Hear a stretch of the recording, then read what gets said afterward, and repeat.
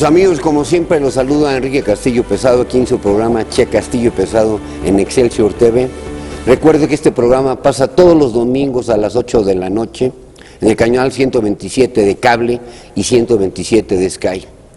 Hoy me aprecio de tener un invitado de honor, porque aparte está considerado uno de los mejores neurocirujanos en el mundo entero, mexicano él, Francisco Revilla. Ya les contará la maravilla de operaciones que hace, y durante el programa podrán ver algunas intervenciones que él ha hecho, pero intervenciones muy serias, y ya nos contará algunas anécdotas. Bienvenido, Francisco Revilla Pacheco. Enrique, es un placer. Aquí en Excelsior es tu casa, Excelsior TV es tu casa. Muchas gracias, Enrique. Yo te preguntaría, yo sé que es una profesión muy difícil, muy delicada, hacerse neurocirujano. Ahorita le explicas al público qué es un neurocirujano. Pero ¿qué has estudiado para llegar a ser un neurocirujano de fama mundial? Pues mira, es una carrera ciertamente larga, sin duda. Tienes que estudiar medicina primero, que aquí en México te lleva entre 5 y 6 años dependiendo de la universidad. Sí. Que incluye los años de la universidad, los años de hospital, el año de internado de pregrado, y el gobierno mexicano te pide hacer un año de servicio social. Sí. Enseguida de eso presentas un examen y calificas para hacer la especialidad aquí en México, que depende de una universidad, en general de la Universidad Nacional Autónoma de México, y vas a una especialidad que dura, en el caso de nosotros, 6 años. 6 años la especialidad. La especialidad. Y ahí acabas como neurocirujano general. Entonces, como el campo de nosotros es muy especializado, como tú bien sabes, muchos de nosotros optamos por todavía ir a un campo más profundo en cierto ramo de la neurocirugía. ¿Qué se llama? En el caso mío, yo estudié cirugía vascular cerebral 2 años más en una universidad extranjera. Y a ustedes, digo yo, lo diría de broma, a ustedes, por ejemplo, también no les hacen una evaluación psiquiátrica, porque cuando haces una operación como neurocirujano, sobre todo en el cerebro o en la parte que cubre la cabeza, pues yo imagino los miles de cables y nervios que hay ahí. Bueno, y la responsabilidad que tienes con la institución que trabajas, con la persona que estás atendiendo y su familia, son responsabilidades muy, muy serias, ¿no? Entonces sí, ciertamente las evaluaciones psicológicas te las hacen las universidades, sí, y los lugares donde trabajas, pero ciertamente estás sometido a un nivel de estrés muy elevado, y se sabe además que es una mala combinación, ¿no? Mucho estrés en el trabajo que practicas, y los médicos somos personas que manejamos muy mal el estrés. La peor profesión para manejar el estrés, los doctores. Los doctores, ¿es cierto? ¿A poco manejan mucho estrés? Manejamos mucho y no lo sabemos manejar, ¿no? Oye, y a manera, fíjate, de broma o de consejo, yo creo que algunos políticos o algunos empresarios o algunos que se dicen maestros, pues les tendrías que poner un chip ahí, ¿no? Espero que en el futuro les puedas poner un chip. Se pueda. Porque este país, pues lamentablemente, está trabado. Dime una cosa, yo sé que empezaste a trabajar muy joven, ¿en dónde? Bueno, la carrera de nosotros combina estar estudiando con iniciar el trabajo, ¿no? Entonces empecé a trabajar ciertamente muy joven, cuando estaba apenas en el 2º año de la especialidad. Antes había trabajado con otros maestros en otros ramos, ¿no? Maestros muy queridos, el doctor Arturo Dipcuri, el doctor Carlos de la Rosa Laris en cirugía general, y luego ya entrando en el campo de la neurocirugía, cuando estaba en el 2º año de la especialidad, empecé a trabajar con un maestro muy querido, el doctor Mauro Loyo Varela. Yo que lo conozco, que aparte es muy amigo de nuestro mutuo amigo Miguel Alemán Velasco. Por supuesto, su secretario de salud. Pero dime, ¿él sigue trabajando? ¿Él sigue operando? Sí, no en el volumen al que él estaba habituado antes del puesto político, pero sí sigue trabajando, por supuesto. Ustedes, por ejemplo, yo sé que tú operas muchas partes del cuerpo, pero ustedes para estudiar el cerebro, ¿ustedes estudian cadáveres? Sí, y fíjate, los estudiamos muy al inicio de la carrera en medicina, y yo este tiempo que estuve en el extranjero, una parte era trabajo de operación en el quirófano, y en el tiempo libre un laboratorio muy bien armado en el que en el estado de los Estados Unidos en que estudié, la gente que muere intestada dona su cadáver a la universidad. Entonces tienes la facilidad de que hay mucha gente que dona su propio cuerpo. Entonces te preparan la cabeza, se inyecta con plásticos que pintan las arterias de rojo y las venas de azul, y estás en un laboratorio que tiene todos los requerimientos de un quirófano, nada más no es estéril, pero tienes una mesa de trabajo, tienes la cabeza, tienes los aparatos para abrir el cráneo, los aparatos visuales para amplificar y de iluminación, y estás haciendo operaciones simuladas en un cadáver que, en mi opinión, es lo que más ayuda a conocer exactamente los sitios en donde te metes a operar, ¿no? Fíjate que tú como doctor, bueno, aparte estudias una carrera, luego especializaciones, has operado cientos de personalidades, pero yo digo, cuando tú te metes a la cabeza de un ser humano, a la cabeza, yo sé que también haces operaciones de la columna, de todo, pero ¿qué dices? Eso es una maravilla, eso no vino de una explosión del Big Bang, como dicen muchas gentes, ya que hay agnósticos o ateos que dicen que venimos del Big Bang o cómo se llama, y hay otros que afirman, sobre todo muchos científicos que afirman que venimos del chimpancé, pero la creación del cuerpo humano ¿no es una maravilla?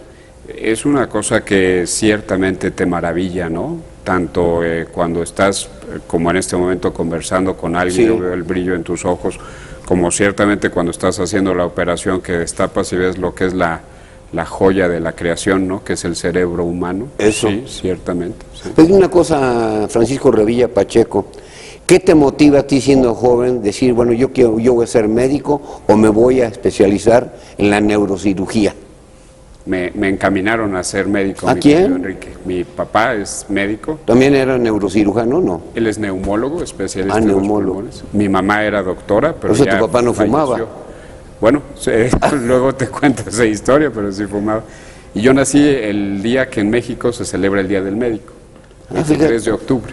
Ese es el día que se celebra el Día del Día del Médico. Entonces la combinación de papá médico, mamá doctora y yo haber nacido el Día del Médico, como que todo el mundo asumía desde que era yo muy chico que iba a ser médico, y pues creces en una cosa de que pues va a ser doctor, y la verdad es que eso te limita un poco las opciones. Yo estaba muy encaminado a ser doctor pues, desde que me acuerdo. Bueno, tú siendo muy joven, vivimos en México, es un país maravilloso, aunque esté medio, como dije al principio, estamos medio atascados, medio entrampados, pero dime una cosa, tú estudiaste en la Universidad Nacional Autónoma de México. Estudié en La Salle, Pero después, ¿dónde te especializaste? en estudios que Sí. dependen de la Universidad Sí. Nacional Autónoma de México. Y la gente joven, por ejemplo, que tiene la oportunidad de hacer un posgrado, pues una maestría, un doctorado de neurocirugía, ¿qué partes del mundo le recomendaría a Estados Unidos o aquí mismo también?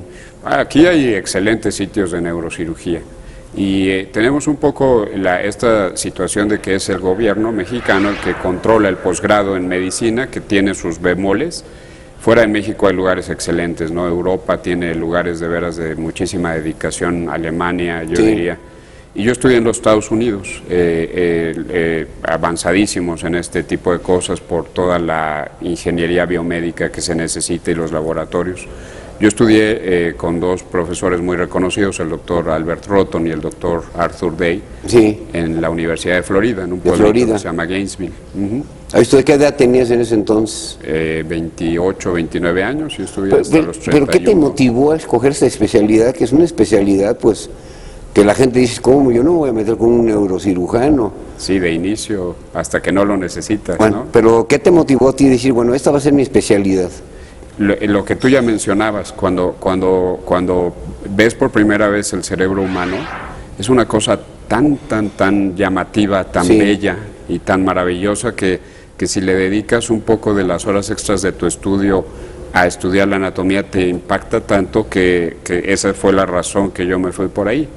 Y luego es bastante común que sigas el camino de alguien que tomas como héroe, ¿no Sí. es cierto? Que conoces a una persona que te impacta tanto en su dedicación, su trabajo, su destreza para hacer las cosas, que en el caso mío son estas tres personas que te digo, el doctor Mauro Loyo, el doctor Sí. Arthur Day y el doctor Albert Rotton, que los conocí estando muy joven y te impacta tanto que, bueno, de alguna forma pretendes seguir los pasos de ellos, ¿no? Pero ¿por qué se dice cuando eres chico desde toda la vida y de nuestras familias, por ejemplo, el estudio cognoscitivo, ¿por qué se dice, ya que muchas le dices, hazle caso a tu corazón?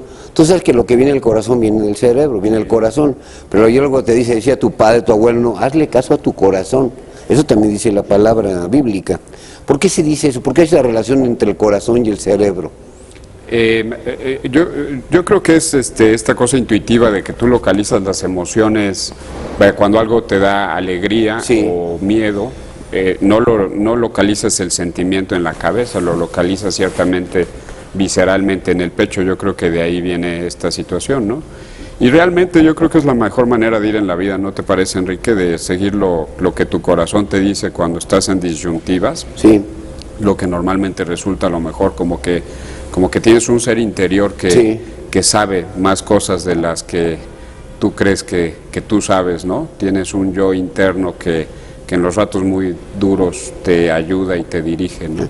Otra cosa, otro cuestionamiento muy importante, por ejemplo, en México es un país muy católico. Y sabemos, por ejemplo, los que creemos o los que creen que Jesús está sentado a la diestra de Dios Padre. La diestra quiere decir a la derecha. Pero ¿sabes por qué te saco a colación esto? Porque hay gente que nace zurda. ¿Por qué Inglaterra, Nueva Zelanda, Australia, que son familias celtas? ¿Por qué mucha parte de esa gente, casi la mitad de la población, es izquierda? ¿Por qué el sentido es al revés? ¿Por qué una gente entonces una gente es izquierda y otra es derecha, que no tiene nada de malo? No. Porque yo me acuerdo que cuando yo era muy chiquito, bueno, ahora hoy en día pues no soy católico, soy cristiano, pero yo me acuerdo cuando iba a la iglesia, pues yo me quería personar con la izquierda y me daban una nalgada. Entonces dime una cosa, ¿qué tiene que ver ser zurdo con ser derecho? Eso está acá. Neurológicamente tiene que ver con que tú vas creando bloques como pequeños cajones de memoria de los actos físicos que llevas a cabo. Entonces cuando eres un bebé no sabes abotonarte la camisa o hacerte la corbata y lo vas aprendiendo y al hacerlo creas en tu cerebro bloques de memoria. Son reflejos. Una especie de combinación de reflejos y aprendizaje, pero los creas y los acomodas en un sitio cerebral. Y se localizan en un hemisferio o en el otro. La mayor parte de la gente, esos bloques los tenemos en el lado izquierdo y eso hace que seas más hábil con la mano o con la pierna del lado derecho. Hay gente que los acomoda en ambos lados. Y yo, por ejemplo, soy ambidiestro. Por ejemplo, tú. Y hay gente que predominantemente, que es el menor porcentaje, los acomoda en el lado derecho. Lo que tenemos realmente es una sociedad que hace que prefiere las cosas que de por sí el cerebro izquierdo hace. Y una sociedad que en mucho tiempo ha desdeñado un poco lo que el cerebro derecho hace. Que puede ser hasta cosas más completas. Sí, el cerebro derecho tiene la intuición, la espiritualidad, por ejemplo, ¿no? Que uno tiende por la sociedad en que vivimos a aplacar un poco. La meditación en sus diferentes tipos, la meditación cristiana, la predicada por San Agustín, o la meditación budista, es un método de ejercicio cerebral que tiende a establecer conexiones entre los dos hemisferios. Es como una reflexión hacia adentro. Pero además de eso es como si hicieras ejercicio con el cerebro, porque fíjate nada más que todo el mundo está de moda hacer ejercicio con las piernas o con los brazos, ejercicio aeróbico, pero nadie dice, bueno, ¿y mi cerebro cuándo lo ejercito? Con la meditación. La meditación en cualquiera de sus variedades, y la meditación cristiana, la meditación de tipo budista, hinduista. Exactamente, son una forma de estimulación cerebral que te ejercita ambos hemisferios y los conecta. Dime una cosa, las operaciones que vamos a ver en el programa de hoy, esas operaciones de qué consisten y a quién se las hiciste, bueno, si se puede decir el nombre, ¿en qué consisten esas operaciones? Usted las podrá ver en la pantalla. Son dos operaciones cerebrales de una cosa bastante difícil que hacemos, aneurismas cerebrales. Aneurisma. Yo creo que es una cosa más o menos coloquial saber que los aneurismas existen en algunas partes del cuerpo, en particular en el cerebro, y que cuando un aneurisma se te rompe estás en peligro muy grave de morir súbitamente, produce muerte súbita en la mitad de la gente. ¿A muerte súbita? Que no alcanzas a decir nada ni a gritar. Y cuando hay el derrame cerebral, ¿qué tiene que ver con primero es el derrame y luego es el aneurisma? No, primero tienes el aneurisma, que es una dilatación de la arteria cerebral, como si a una llanta de coche la golpeas con la banqueta y le sale un bulto, un chipote. Las arterias se les hace uno de estos con el paso del tiempo y el golpe de la sangre por dentro, y ahí está el chipote, revienta. Y el día que se revienta, te puede matar. Eso no lo puedes prever. No, eso es parte de lo hermoso, de lo raro que tiene esta enfermedad, ¿no? Fíjate que un amigo mío que era dueño del periódico Vanguardia de Saltillo, se llamaba Armando Castilla, un día me habló de Los Ángeles. para hablarme de ciertas cosas. Y me dijo, viste, Enrique, vengo caminando por la calle y acabo de salir del hospital, me hicieron un check-up y salí perfecto. A la media cuadra cayó así fulminado por un ataque cardíaco. Entonces eso lo determina el de allá arriba, yo sí lo creo. Exactamente. Aquí encontramos, hay gente que vemos desafortunadamente muy grave en el hospital, que llega porque el aneurisma ya se rompió y le hizo mucho daño. ¿Y aún así le puedes llegar a salvar? A veces podemos, a veces no. Y hay gente muy afortunada que providencialmente se hace un estudio por otra razón y ahí sale que tiene un aneurisma. Los dos casos que te estoy enseñando ahorita son casos de ese tipo, aneurismas que se encontraron de alguna otra forma, y en esos no vamos en contra de la explosión de sangre, sino vamos, antes de que la explosión se produzca, a cerrar el aneurisma. Otra cosa que le preocupa mucho a la sociedad sobre la gente de la tercera edad, o no sé si puede dar hasta mucho más joven, el mal de Parkinson, ¿por qué se origina? ¿Se puede controlar? ¿Qué futuro tiene un arreglo de mal de Parkinson? Porque vemos muchas personas, porque esto sin control, esto va increciendo. Exacto, condición incurable que se conoce como enfermedad desde hace... ¿Por qué viene el mal de Parkinson? ¿No lo saben? Sí, sabemos. Hay el locus niger, un sitio cerebral que es par, hay uno de cada lado del cerebro. Tiene unas neuronas que producen una sustancia química que se encarga de la coordinación de movimientos del cuerpo. Y esas neuronas pueden envejecer y dejar de producir la sustancia, o enfermarse y dejar de producirla. Hay esos dos tipos en general de Parkinson, hay otros, el que viene después de una encefalitis, por ejemplo, también existe. Pero finalmente es la disminución de una sustancia química que debería estarse produciendo. ¿Y a futuro se podrá controlar el mal de Parkinson? Bueno, hay muchísima investigación, entonces siempre tenemos la esperanza de que eventualmente se pueda hacer algo. Y ha habido desarrollo de medicamentos y luego de técnicas quirúrgicas para controlarlo. Lo que tenemos hasta ahorita con el Parkinson, todo tiende a aliviarlo temporalmente, incluso a las operaciones, pero desafortunadamente al día de hoy es una condición incurable y progresiva. Hoy en día, por ejemplo, con todos los problemas, sobre todo, tú hablabas del estrés. El estrés te puede hasta matar, tú lo sabes. Ciertamente. Hoy en día, sobre todo en una ciudad tan como esta, que es una ciudad hermosa, pero no es una ciudad ya parada, o con muchas otras metrópolis o en el mundo entero, ¿cómo se puede manejar el estrés? Es una de las preguntas. Y la otra, ¿cuál es la enfermedad más común que puede tratar un neurocirujano como tú? La segunda pregunta es, operamos, vaya, porque mi especialidad combina cosas de neurología, enfermedades del sistema nervioso que no se operan y enfermedades que sí se operan. Específicamente las que se operan, lo que más operamos desafortunadamente son tumores cerebrales. ¿A tumores? Tumores cerebrales. ¿El tumor por qué se genera el tumor? No sabemos. Ah, no se sabe. En particular los tumores cerebrales. Ves que los pulmonares tienen cierta relación, algunos de ellos con tabaquismo o con hábitos. Ciertos tumores del esófago también con ciertos hábitos de comida, pero los tumores cerebrales no sabemos de dónde vienen. El estrés siempre existió o existió en la época moderna y, por ejemplo, en una ciudad como México, toda la gente está estresada. ¿A qué te puede llevar un estrés? El estrés es una respuesta normal del cuerpo humano a defenderte de los peligros que el ser humano ha tenido desde que es ser humano, ¿no? Y el problema puede ser bueno el estrés a veces. Claro, el estrés tiene su lado bueno. El problema es que el mecanismo original para que el que está diseñado, que es que tú pelees o corras de una amenaza, no aplica en nuestra sociedad. En nuestra sociedad te estresan una infinidad de cosas de las que no puedes ni correr ni enfrentar peleando. El tráfico, tu jefe, las llamadas telefónicas, la carencia de tiempo, ¿no?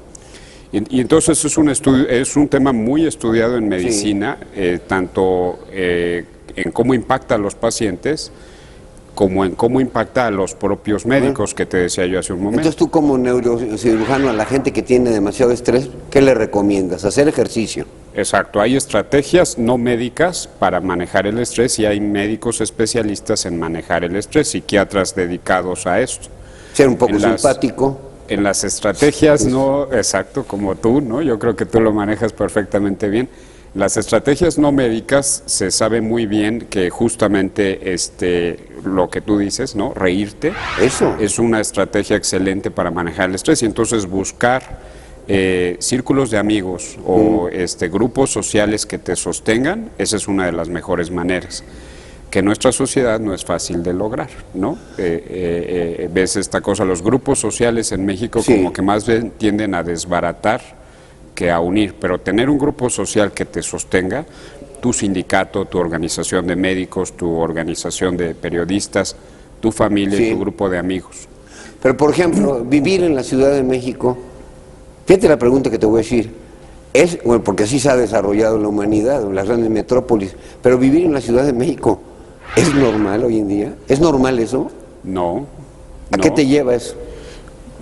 Bueno, médicamente te lleva a úlceras gástricas o intestinales que te duelen y te sangran, y que de repente pueden sangrar tanto que pongan en riesgo tu vida, ¿no? Fíjate que me gustaría que les dijeras a nuestros amigos televidentes aquí en Excelsior TV, pues se puede decir porque mucha gente lo supo, por ejemplo el caso de nuestra amiga Talina Fernández, que fue a ver un médico porque no sé qué problemas tenía y fue a ver ¿a quién?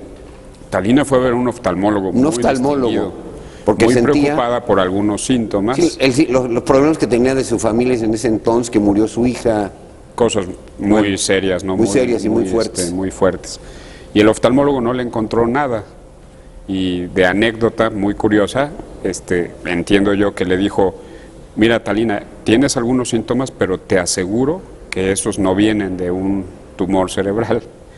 Y bueno, Talina, muy intuitiva, que es muy inteligente. Perspicaz. Salió de ahí, se fue a hacer una resonancia magnética y le resultó un tumor benigno que sacamos hace varios años con mucho éxito. Me dices que era el tamaño de una naranja. Tumor muy grande, sí. Entonces, si es el tamaño de una naranja y está en el cerebro, pues se va deformando, pero ahí va el tumor, ¿no? Hay algunos tumores, un meningioma, que crecen muy poco a poco y que van haciendo daño, pero daño que tú no vas percibiendo, porque como es muy poco a poco, tú no tienes con qué compararlo, ¿no? Este personaje que sale, ¿te acuerdas? En Two and a Half Men, bueno, que salía antes, que Ashton Kutcher, Martin Sheen, pero... Charlie Sheen. Charlie Sheen. ¿Cómo te hiciste amigo de él o si lo tratases? A ver, ¿cómo fue esa historia? Bueno, es otra historia médica. Estaban filmando en Puerto Vallarta las escenas de guerra de una película de él muy famosa. Sí. Y a la mamá del director de publicidad o su agente personal, la mamá que se llama Coy, Socorro, la queremos mucho, se le rompió un aneurisma cerebral estando ahí. Sí. Y nos la trajeron muy grave en un helicóptero y la operamos y gracias a Dios fue todo muy bien con Coy. Entonces Charlie Sheen anduvo aquí en México unos días viendo que la señora estuviera bien, y tengo una foto que él gentilmente me dejó, que tú has visto en la oficina. Pues se ve que hay una amistad y un respeto. Sí. Pero, dime una cosa. Caballero muy elegante. Muy elegante. No, a mí se me hace muy simpático. Ya ves que se lo corrieron de la serie que porque era muy exigente y que luego llegaba diciendo maldiciones y bla, bla, bla. Pero fíjate que con Ashton Kutcher no tuvo el mismo rating esta serie. Sí, y se me hace un fuera de serie. Yo sé que Charlie y Martin Sheen vienen de una familia española que se apellida Esteves. Exactamente. ¿Esto es cierto? Sí, es cierto. Dime una cosa, en algún momento... Hablan español perfectamente bien. ¿En algún momento de tu vida te has arrepentido de esta decisión de ser neurocirujano? Eso es una pregunta interesante y difícil. Me he arrepentido, vaya, lo tengo muy presente durante el entrenamiento, una ocasión. Sí. El trabajo tan abrumante y un par de problemas laborales con alguna persona, estaba yo a punto de salirme, ¿no? Fui a ver a mi papá y le dije, yo creo que ahí lo voy a dejar, y mi papá me dijo, bueno, toma tus decisiones, nada más no lo tomes a medio desvelo y media crisis, espérate estar de vacaciones y me dices. Y vinieron las vacaciones y un personaje extraordinario se metió en mi vida y gracias a Dios se corrigió todo. Y más adelante yo creo que tenemos esta cosa que comentamos en todo el mundo, ¿no? Un poco de exigencia sobre la medicina exagerada, ¿no? Mira, un día, por ejemplo, estaba yo escuchando un programa de BBC de Londres sobre la muerte del presidente Kennedy. Sí. Y tengo muy presente que el locutor decía, le dispararon, los guardaespaldas lo tomaron, lo acomodaron en el coche y corrieron al hospital, un hospital en Dallas muy calificado. Y entonces el locutor de CNN dice, llegó al hospital, pero los médicos fallaron y no pudieron salvarlo. Y eso yo creo que ejemplifica un poco esta cuestión de la sociedad encarada con la profesión médica, de que socialmente pudiera parecer que los médicos pueden salvar todo. No. Y, por ejemplo, en el caso del presidente Kennedy, específicamente en ese reportaje, ¿en qué verías tú una falla de los doctores? Llevaba 3 balazos de muerte, la cabeza estallada.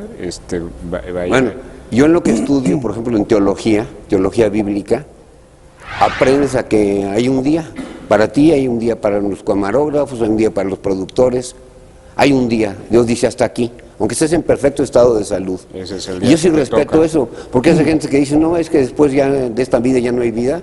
Al contrario, vivir 70, que es la edad normal, 80 años en los más robustos, dice la palabra, o los 90, que son casos muy raros, la vida va más rápido que la velocidad de la bala. Entonces yo sí creo en otra vida, no sé si me entiendes. Aquí venimos a cumplir, aquí somos peregrinos en este mundo. Pero si tuvieras que definir tu carrera en una palabra, ¿qué palabra sería para definir tu carrera en una palabra? Servicio. Servicio. Y satisfacción. Ok. Una de esas 2 palabras, ¿no? Sí. Tú como médico haces servicio social. Sí. Y yo creo que continúas haciendo el servicio social, el obligado por el gobierno mexicano, lo sigues haciendo toda la vida, porque conoces gente en la profesión que necesita ayuda, que tú puedes darle de una forma u otra. Y yo creo que no tiene un centavo. Y yo creo que todos nosotros hacemos eso, ¿no? Todos nosotros vemos gente sin recibir honorarios, Sí. Obsequiamos medicamentos, obsequiamos operaciones, por supuesto, todos nosotros, ¿no? Yo creo que la cuestión del servicio social que tiene la carrera es una cosa permanente para siempre, ¿no? Estas operaciones que dije hace rato que hemos visto, ¿no?, y que estamos viendo en el programa, ¿con qué tipo, cómo las haces? ¿Con qué las haces? ¿Con láser o cómo las haces?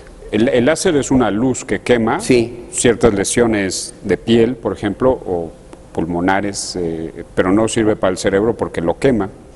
Lo utilizamos en algún tiempo para cierto tipo de tumores, pero están muy en desuso el láser, que es microscopio. un amplificador de imagen, un aparato muy fino, muy complicado, en mucho desarrollo de ingeniería computacional. Y la mano firme. Y la mano firme. No estar como tú estresado decías. ese día, ¿no? Tratar de llegar con mano firme. Entonces te presenta un campo en que te amplifica muchísimo el nervio del ojo, la arteria que va junto, el origen del nervio ciático en la columna, la médula espinal. Lo tienes amplificado enormemente y ya trabajas con instrumentos que miden en la punta 2 o 3 milímetros para corregir las cosas, cortar, quitar, coser, ¿no? Francisco Revilla Pacheco, neurocirujano, hasta el día de hoy, hasta la fecha de hoy, ¿cuántas operaciones llevas en tu vida? No llevo una cuenta, pero miles. Miles, fíjate. Sí, digamos fíjate que la experiencia que te ha dado eso, y agradecerle al Creador que te haya dado ese don, porque es un don, te dio el don de servicio y sobre todo el don de servicio en lo que se llama salud, que es la vida. ¿Cuál sería tu definición de vida y salud actualmente? Porque van ligadas. Van ligadas, exacto. Yo creo que la de salud, ¿no? Sí. Tenemos ahí una definición de la Organización Mundial de la Salud muy antigua que define nada más como la ausencia de enfermedad, dicen la salud, ¿no? Sí. Pero tiene muchas críticas obvias, ¿no? Y en lo que yo creo que la salud incluye no nada más no estar enfermo, sino estar disfrutando de tu vida. Bueno, a ti en lo personal, tienes una esposa muy bella, tienes hijos, ¿qué es lo que más te apasiona de tu trabajo? Ayudar a la gente, el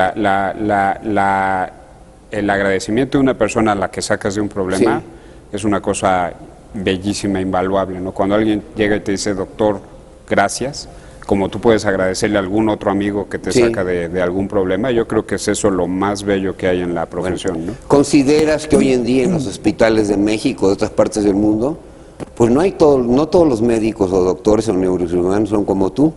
Hay unos que te tratan como un número, en que no se crea esa relación, en que tú confortas al paciente y te vuelves un número. Entonces yo creo que cuando tú tienes el don de ser un doctor y de poder resolverle la vida a un paciente, eso te lo dieron de allá arriba. Eso no lo adquiriste del Big Bang, de la explosión que hubo en el universo, y tú tienes ojos azules y yo rojos y nació el colibrí, ¿no? Exactamente. Creo que la medicina es un terreno muy apasionante. Yo te preguntaría, ¿qué es lo que más aparte de que te apasiona tu trabajo, ¿Cómo te ves a ti mismo, a Francisco Rivera Pacheco, en los próximos años? ¿Cómo te ves? Porque eres un médico muy joven. Sí, relativamente. Haces ejercicio, estás en shape. Te agradezco mucho los cumplidos. Sí, no, bueno, pues estoy hablando la verdad. Como sabes, te aprecio tanto tu amistad y tus palabras de confort. No, pues tú me operaste, yo le puse, ¿de qué me operaste? Dile aquí, ¿de qué me operaste a mí? Te operamos de una compresión de la médula espinal cervical en el cuello. ¿Y cuánto duró? Como 4 horas. Como 4 horas y yo estaba panicado, sí. Porque ustedes suponen que te iban a operar por acá atrás, no, él te opera por aquí y se mete por aquí. No, yo cuando vi el video no lo creía, ¿eh? ¿Por qué ahora entran por aquí y ya no por acá? Escogemos el camino, la columna vertebral cervical aquí está, digamos, en el centro del cuello, y dependiendo de lo que vas a hacer, escoges el mejor camino para tratar de librar la laringe y la tráquea, la arteria carótida y la vena yugular, o la médula espinal. Escogemos nada más el camino. Yo me acuerdo que yo bromeaba contigo, que decía, bueno, ahora no voy a poder pasar ¿me tienes por los aeropuertos. Por los aeropuertos. Me dijiste, no vas a sonar, porque traigo ahí como 2 rondanas y una placa, ¿sí o no? No, nada más no suena, sino que tu señal de celular recibe mejor con... Soy hombre biónico. Dime una cosa, hasta el día de hoy, la decisión más delicada, más importante que has tomado, ¿en qué ha sido y por qué? En el campo personal. Sí, personal y también como ser humano. Mi mamá, a quien adoro, estuvo enferma 15 años de una demencia, una forma de enfermedad de Alzheimer, 15 años, ¿no? Yo creo que una decisión de esas así terribles es la condición grave de una persona mayor con un cuadro demencial cuando por la situación de los cuidados tiene que salir de casa e ir a una casa de cuidado especial. Eso en mi vida personal yo creo que es una de las decisiones, pero realmente lo tengo aquí en el corazón todavía, ¿no? Dime una cosa, esa es otra parte del Parkinson, del mal de Parkinson. ¿El Alzheimer también tiende a controlarse porque eso también crece? El Alzheimer es una forma de demencia, que es una alteración de tus funciones mentales superiores. Sí. Algunas de las demencias son enfermedades, otras de las demencias son lo que hemos conseguido por llevar al ser humano adelante en años de vida, a un envejecimiento neuronal, ¿no? Entonces algunas demencias son propiamente una enfermedad como el Alzheimer, hay otras demencias que son la degeneración cerebral por vejez. ¿Eso hoy en día se puede controlar? Se puede ciertamente aminorar el impacto, ¿no? ¿Hay ejercicios? Ejercicios, terapias, medicinas para aminorar el impacto. Pero una vez que te diagnostican es incurable. Porque yo me he fijado, señores, que aquí los queridos televidentes, que luego nosotros mismos, tú mismo, tu mujer, llegas a tu recámara y dices, bueno, ¿a qué llegué a mi recámara? ¿Qué hago aquí? ¿O dónde dejé las llaves? Ya no se te pasa frecuentemente, se te olvidan algunas palabras, entonces hay que hacer ejercicios, hay que leer. Hay que, hacer ejercicio físico, hacer ejercicio mental, que hablábamos hace un rato, leer, hacer crucigramas, conversar, tener amigos. A mí lo único que me gusta del Alzheimer son los programas de Derbez, cuando hace el sketch de Alzheimer. Es lo único que me gusta del Alzheimer, porque se me hace muy simpático, ¿no? Es una cosa terrible, mira, la Universidad Nacional Autónoma de México tiene mucha investigación en diagnóstico de Alzheimer. Sí. Que seguramente has escuchado, hay algunas pruebas inhaladas de percepción de olores que pueden predecir muy ciertamente si vas a desarrollar Alzheimer, y hay marcadores genéticos que te pueden determinar. ¿A qué edad le recomiendas a un paciente, a una persona, hacerse un examen de esos? Yo no le recomiendo, porque como no tenemos nada para curarlo en este momento, digamos que tú a los 50 pudieras saber que cuando cumplas 65 vas a ser diagnosticado con enfermedad de Alzheimer.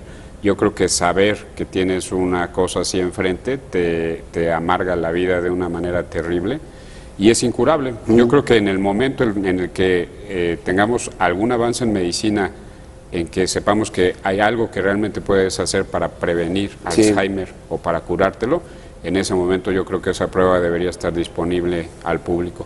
¿Qué es lo que te motiva? ¿Qué es lo que te motiva a ti como ser humano y como doctor y sobre todo de fama mundial? ¿Qué es lo que te motiva a ser una persona mejor todos los días? O sea, sabemos que no somos perfectos. Aquí nunca vamos a ser perfectos. Para mí vamos a ser perfectos ahí arriba. Pero que tiendes a ser una mejor persona. ¿Qué es lo que te motiva? Aparte de tu profesión. Tus hijos. Tus hijos. Duda, ¿no? Los hijos son una motivación desde el día que sabes que están ahí, te hacen que tu vida cambie y te motivan a estar en lo que estás. ¿Qué edad tienen tus hijos? 19 Mariana y 17 Rodrigo. Entonces ahorita cuando prenden la televisión y ven esto de los maestros, ¿qué te dicen? ¿Esos son los maestros que van a educar a los niños del futuro? Fíjate, eso es muy grave. Es muy grave, pero yo creo que los jóvenes de esa generación van a hacer algo para que esas cosas cambien, estoy cierto, ¿no? Ven tanta problemática en nuestro país y la manejan coloquialmente tan ampliamente que yo estoy seguro que ellos van a hacer algo para que eso cambie. Otra cosa muy importante, dime las características de un buen médico, de un buen cirujano, ¿cuáles deben ser? Tienes que ser abnegado, no hay manera de que vayas a una carrera exitosa si no estás dispuesto a dar de más, no es una carrera de horario, ¿no? Ciertamente no es una carrera de sueldo, de salario, ¿no? Tienes que estar dispuesto a dar de más. Tienes que ser dedicado, ¿no? Tienes que ser estudioso, por supuesto, y tienes que cumplir con lineamientos, con requerimientos, que es la otra cosa que te hace ir adelante en medicina permanentemente, ¿no? Que hay organismos que todo el tiempo están calificándote y certificándote para saber que estás siempre a capacidad de dar lo mejor que se pueda. ¿En qué áreas de la medicina, hoy en día, en qué áreas de la medicina y la tecnología en la medicina hemos avanzado más que en otras hoy en día? En ingeniería. En ingeniería genética. ¿Genética? Ingeniería biomédica, ¿no? En inmunología. Nosotros en neurocirugía lo que tenemos es un avance enorme de las máquinas que nos ayudan a operar el cerebro navegando con el mismo sistema que el GPS de tu coche te lleva a una dirección. Tenemos una computadora que igual nos orienta en qué sitio cerebral estamos, con el mismo sistema del GPS del automóvil, ¿no? Sí, pero el automóvil, el GPS del automóvil en México, pones calle Zapata y aparecen 2000 calles Zapatas. ¿Sí? Ya tienes que especificar en qué área, qué colonia, qué delegación. Es una broma, ¿no? Y la ruta más corta te la marca justamente por la colonia más peligrosa, ¿no? Y te atraviesas y... Por otro lado, ¿qué es lo más difícil? Fíjate, ¿qué es lo más difícil que tiene que enfrentar un médico cirujano como tú? Lo más difícil. Desde el punto de vista personal, yo creo que la impotencia cuando tienes a alguien con un tumor cerebral maligno, en el que por más que te pese y te duele, hay límites en lo que puedes hacer. Y ese tumor maligno se puede reproducir en otras áreas. Exacto. Y que estás viendo un enfermo que estás perdiendo porque no hay forma de curar ese tipo de cosas y lo enfrentas. Una cosa es saber que esas cosas existen en películas y otra cosa es como doctor que tengas a alguien a quien aprecias y quieres como paciente y que sabes que tiene una condición que por más que le hagas la lucha y por más que operes y por más que vaya quimio y radioterapia, no puedas salvar. Eso es muy doloroso. ¿En qué época, no sé si fue a principios del siglo pasado o del siglo antepasado, en qué época se empezó a saber de los tumores? Porque yo me imagino que la gente, cuando no había estos neurocirujanos, pues podían tener un tumor y no lo sabían, o podían tener una picadura de muela y no lo sabían, y por eso se morían, ¿sí o no? Sí, se dice que tenemos 2013 años de medicina, ¿no? Desde que es la época moderna del nacimiento de Cristo. Antes de eso había extraordinarios médicos intuitivos. ¿Los egipcios? Los árabes, los egipcios, los romanos, ¿no? ¿Los mayas? Los mayas. Pero todo eso era un poco más de percepción e intuición que de medicina real. Pero yo te digo una cosa, la gente joven que nos ve, sobre todo, que quieren ser médicos o que quieren ser médicos en diferentes ramas, ¿qué les recomiendas? Aquí dilo en la pantalla, ¿qué les recomiendas a esos jóvenes? A los jóvenes que tienen vocación, que vayan a la carrera de medicina, que estudien medicina y que se dediquen, ¿no? Una carrera difícil de entrada, muchas trabas para el ingreso, y luego al acabar la carrera hay un filtro del gobierno mexicano, el examen nacional para admisión a las residencias médicas que administra la Secretaría de Salud, en el que de 10,000 doctores entran 1,000, o sea, la proporción de los que quieren ingresar a las especialidades y los que realmente ingresan es muy baja. Pero yo creo que es una cuestión de dedicación, de empeño, de estar formalmente en las cosas de la escuela, ¿no? Y vaya, quien tiene vocación de eso yo creo que debería seguir ahí, es una carrera preciosa finalmente. Fíjate que habemos gente como Talina Fernández, un servidor, o los amigos de Charlie Sheen. Me gustaría que citaras, si puedes, otros nombres de gente que hayas operado famosas, o que te recuerdes una operación muy, muy difícil, de algo que haya te impactado y que finalmente haya salido positivo. No quisiera decirte nombres por no vaya, eso Sí, yo sé que es es ética. una cosa de formalidad. No, pero a mí no me ética en importa nuestra decir que me profesión. operaste de la columna A ti, vertebral. mi querido amigo Enrique, en los videos que están en este programa tenemos una operación de una dama que quiero muchísimo, mamá de muy cercanos amigos míos, Sí. que la tuvimos muy delicada con un aneurisma cerebral y en la operación se puede percibir la dificultad técnica de tener la arteria casi a punto de reventarse y cómo estamos poniendo una grapa metálica para conseguirlo. Ese día me acuerdo que del grupo de nosotros somos un grupo grande de médicos y estaban 2 o 3 doctores de los que son más jóvenes en el equipo que estaban viendo dentro del quirófano, viendo la operación en la pantalla de televisión, porque se hace con este aparato que amplifica muchísimo. Y no me creerías que estaban ellos temblando y mucho más estresados. Yo estaba muy estresado, pero cuando acabamos la operación y me volteé, había 3 personas ahí viendo la operación completamente lívidas y pálidas del estrés de lo que estábamos ahí presenciando, ¿no? Que puedes en un mal movimiento Te quiero hacer una arteria. pregunta simpática, no sé si tú veas la serie de Doctor House, que se me hace muy simpático, y luego dices, bueno, así son todos los doctores, ojalá no me toque a él, o si me toca. Ese tipo de cosas que ves en la serie de Doctor House, algunas son verídicas, ¿no? No sé si ves la serie. La conozco, la he visto en un par de ocasiones. Sí, ciertamente son enfermedades reales y se presentan así como casos reales. La serie es un poco más dirigida al público, me parece a mí, nada más es mi opinión personal, como una combinación, ¿no?, de la actitud de detective de Doctor House, porque como que se enfrenta a casos rarísimos, ¿no?, en que tiene que llegar a una conclusión haciendo... Irónica a veces. Y una combinación de destreza personal con qué estudio escojo y si le atino sale y si no. Y en la práctica real no es así.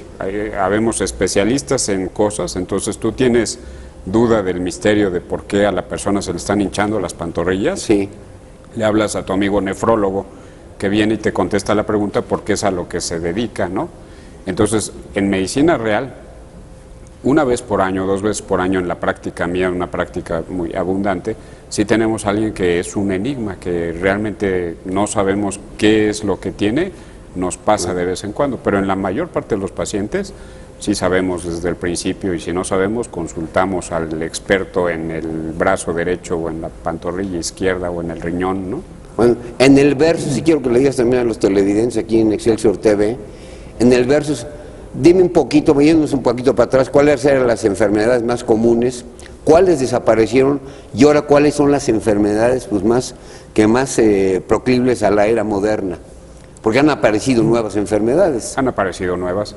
Fíjate lo que debe haber sido, no sé si tú has estado en Yuste, en España. Ah, sí, ¿cómo? El monasterio de Yuste, donde Carlos V abdicó de todo ese reinado enorme que tenía y lo entregó al hijo y al sobrino.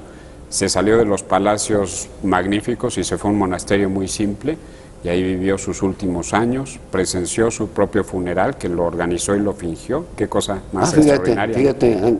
Un ejercicio mental muy dramático. O sea, lo diseñó y lo fingió. Sí, un ataúd, los sacerdotes, y él estaba ahí en la capilla presenciando cómo todo el mundo le rendía llanto y culto al emperador que recién había abdicado y que estaba dentro. ¿Y eso qué te manifiesta de esa persona, el que haga una cosa de ese tipo? ¿Sentido del humor o locura o qué? No, mira quién era, ¿no? O sea, dueño de los Países Bajos, de España, de toda América. En la época del Imperio Británico. Con un hijo militar, de los mejores militares de toda la historia de la humanidad y una riqueza financiera enorme. Tenía todo lo que él quisiera, lo tenía, y se retira en sus 5 sentidos y quiere ver su propia muerte. A mí se me hace una cosa de mucha hombría, ¿no? De decir, bueno, quiero tener presente la muerte. No sé, ¿tú crees que hay más vida después de la muerte? Yo estoy seguro, esa es una convicción que tengo. Con otro cuerpo. Yo diría que sí. Dime una cosa, ¿cómo balanceas la vida laboral como médico con la vida personal? ¿Cómo lo balanceas tú? me forzo, Enrique, ¿no?, a ver a mis hijos, a hablar con ellos, a platicar, a tener vida íntima y cercana con ellos. Me forzo a hacer ejercicio y trato todo lo que es posible de tener amigos así como tú con quien conversar, Sí. ¿no? Casos hoy en día en el mundo que tú digas, esto fue un milagro, porque esta persona se iba a morir. Sí, dime un caso. Sí tenemos, sí, eso ¿Cómo existe qué? realmente. Tenemos casos en los que vemos una mancha cerebral o en la médula espinal. Sí, La vemos en el departamento de imagen con todos los especialistas y decimos, eso es un tumor, y este muchacho joven Sí. que tiene un hijo de 2 años y la esposa está embarazada de Sí. otro hijo que viene en camino, se nos va a morir porque esto es la imagen de un tumor cerebral maligno. Y lo hospitalizamos, hablamos con él, hablamos con la esposa, hay llanto, hay angustia, vamos a la biopsia cerebral y resulta que es inflamación que se empieza a retirar con medicamentos. Es un caso real de principio de año, una persona que, si nos está viendo, admiro y quiero muchísimo por la entereza con la que fue adelante con eso. Eso es un milagro. ¿qué piensas como médico, por ejemplo, del caso de este deportista Lance Armstrong que tenía cáncer testicular, que se trata, que se cura, que gana 7 Tours de Francia? Nunca le averiguaron, nunca le demostraron que se había metido, como se llama, anfetaminas o esteroides, nunca. Pero de tanto que lo fastidiaron y todo, se declara que así mintió. Y luego hay otros, muchos corredores que dicen que sí se metieron todo. Entonces a esta persona se le debe ya sacrificar, o ¿cómo se llama?, acribillar. ¿Tú cuál es tu opinión? No conozco bien el caso. Porque como estamos para hablando del opinar deporte que tiene que ir con la salud. Sí, conozco el caso de Lance Armstrong, Lance Armstrong. De las noticias.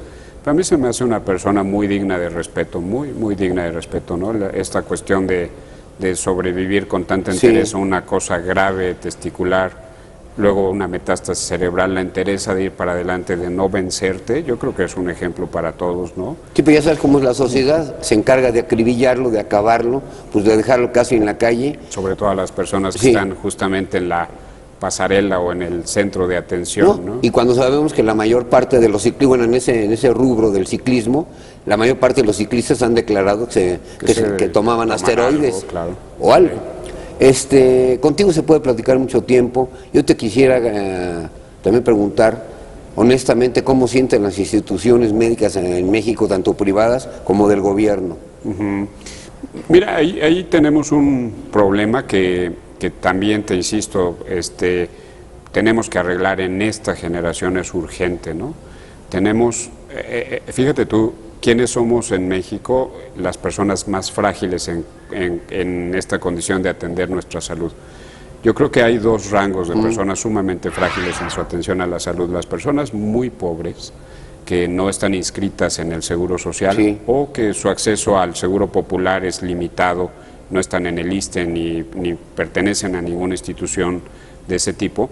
Y la clase media, como tú y como yo, en que nuestra atención de la salud depende de un seguro de gastos médicos que tenemos que estar pagando año tras año, que año tras año se va haciendo más costoso. Sí, pero perdón que te interrumpa ahí. Los seguros médicos no son demasiado caros y luego haz cuenta, si lo dejas de pagar un año, ya no tienes seguro. Y además entiendo que llegas a los 70 años y ya la subió. póliza es carísima o te la quitan. ¿Eso debe ¿no? ser? Eso es un error. ¿Y por qué el gobierno no interviene en ese tipo de situaciones? Con las compañías de seguros. Bueno, tal vez no haya sido una cuestión de prioridad para los gobiernos anteriores, pero eso es un problema que hay que enfrentar necesariamente. Hay países, el Reino Unido, que tiene un sistema de salud en que tú nada más necesitas estar pisando tierra del Reino Unido, seas turista, visitante, habitante. Te atienden. Y te atienden sin que te cueste dinero porque está pagado con los impuestos de toda la gente. Aquí nosotros, por supuesto, los impuestos que pagamos, una parte, tú y yo, una parte es para atención de salud, pero no es para atención de salud tuya y mía, porque tú y yo no estamos inscritos en el régimen del Seguro Social o del ISSSTE o del Seguro Popular, sino que por nuestra situación dependemos de nuestro seguro de gastos médicos. Entonces, llego yo a los 70 años de edad, me lo cancelan y entonces estoy en el rango más frágil de todos. O pasa como nos pasa de vez en cuando, que llegas con una cosa gravísima al hospital, cuentas con tu póliza de seguro que llevas pagando 15 años y de repente llega alguien y te dice, alguien del seguro y te dice, el señor fuma y no nos había dicho, y entonces le cancelamos todo el pago de ¿Desde lo 15 que años? tenga, ¿no? ¿Se te hace justo? Yo creo que eso no está bien, ¿no? Y vaya, la atención a la salud es una cosa prioritaria. ¿A qué invitas, por ejemplo, al gobierno o a la Cámara de Senadores o al Congreso de los Diputados a que legislen sobre ese tema y se sean más duros con las compañías de seguros que son multimillonarias? Sí, y es un tema muy complejo ciertamente. Sí. Es un tema de ámbito universitario, de maestría o de doctorado, de una combinación de administración y medicina. Entonces yo a lo que invito es a un foro formal de mexicanos talentosos, de los que sobran, en esos ámbitos, ¿no? El de la administración, la contaduría y la medicina, que se reúnan en una cuestión formal para tratar de determinar cómo podríamos hacer para tener un sistema de atención a la salud como el del Reino Unido, o parecido al de los Estados Unidos estos días, ¿no? Este personaje americano, Hawkins, que está en una silla de ruedas, que dicen que es un IQ que va más allá de todo lo normal, yo creo que tendrá un IQ en ciertas áreas, pero no su inteligencia es en todas las áreas. No sé qué opinas tú de eso. También, claro, yo creo que tienes toda la razón, que puedes desempeñarte en su condición perfectamente bien en la física cuántica, pero no en ciertas ramas del conocimiento humano que sí dependen de que te muevas y de que salgas y de que hagas cosas, ¿no? Porque a mí cuando un ser humano ya se siente dueño de la vida, fíjate, yo respeto, pero yo digo, esta persona ya está mal ubicada, porque somos tan chiquititos. Frágiles. Son millones de universos, y Dios es más grande que los millones de universos. Nos queda poco tiempo de programa, sí me gustaría que le dijeras a la gente por qué es importante la disciplina, aunque no tengas dinero, porque te tienes que estar, sobre todo a ciertas edades, pues checando. ¿Qué es lo que primero se debe checar en una persona que empieza a tener 30, 40 años? ¿Qué es lo que tiene que checarse una persona primero? Tienes que comer bien, sí, y hacer ejercicio y revisarte la presión arterial. Sí. No fumar y quitarte los otros hábitos. Bueno, y yo que de vez en cuando fumo un puro, ¿qué? Se dice que el puro no produce el impacto que el cigarrillo, ¿no? Que se dice que un puro fino está hecho nada más de hojas de tabaco, sin todas las otras cosas que el cigarro sí tiene. Una cosa que le preocupa, por ejemplo, mucho, bueno, a las mujeres el cáncer de mama y a los hombres el cáncer de colon. Sí. ¿Eso también se puede prever y previendo? Sí, por supuesto. Si estás ahí lo que te recomendaría es estar en contacto con un buen médico. Checarte. Que te oriente a qué estudio tienes que hacerte específicamente dependiendo de tu herencia, de la historia médica de tus papás, de tus hermanos, la tuya propia, y los riesgos particulares que tú tengas de salud, ¿no? Dime una cosa, ¿cuántas operaciones realizas diariamente? Hacemos como 250 operaciones al año, cada año, desde hace... Es un récord. 18, es un número considerable. Entonces estamos operando 3, 4, 5 días de la semana, ¿no? Dado que vivimos en México, tú eres para mí eres un genio de la neurocirugía. Muchas gracias, Enrique. Me gustaría que citaras otros 4 médicos, pero no mexicanos, ya me citaste a 3, 4 mexicanos, cítame otros neurocirujanos de fama mundial que han hecho operaciones, pues me tienes fuera de serie. No de los colegas mexicanos que tengo aquí, amigos muy, muy queridos. Sí, me citaste a Mauro Loyo. Mauro es maestro mío, sí. En los Estados Unidos está Roberto Spetzler, que si lo buscas en Spetzler. Spetzler, ¿que es alemán o que viene de familia alemana? Nacido en Alemania y migrado a los 3 años a los Estados Unidos. El caso, hablando de neurocirugía, el caso más inaudito de la historia médica, ¿cuál ha sido y por qué? Porque nos queda 1 minuto y medio. Un caballero en el siglo XIX que era un muy responsable constructor de ferrocarril. Un día mete su varilla en el sitio donde en la piedra van a explotar la dinamita y tiene un cartucho que él no sabía y se le dispara y le penetra por el ojo y le destruye el lóbulo frontal.